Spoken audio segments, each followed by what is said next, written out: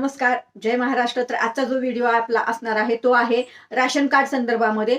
जेवढेही महाराष्ट्रातील नागरिक जे आहेत ते आपल्या पिवळ्या आणि केशरी राशन कार्डवर धान्य घेत असतील त्यांच्या संदर्भात अपडेटचा व्हिडिओ आपण ऑलरेडी अपलोड केलेला आहे. आताचा जो व्हिडिओ आपला आहे तो ज्या लोकांकडे पिवळं आणि केशरी राशन कार्ड आहे त्या आणि जे लोक राशन घेत आहेत त्या राशन कार्डद्वारे त्याच लोकांनी फक्त फॉर्म भरायचा आहे.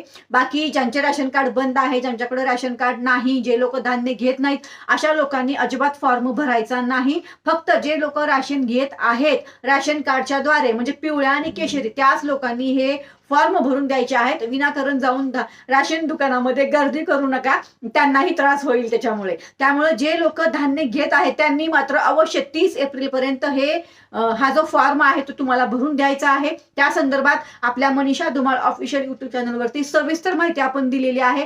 धन्यवाद. जय हिंद, जय महाराष्ट्र.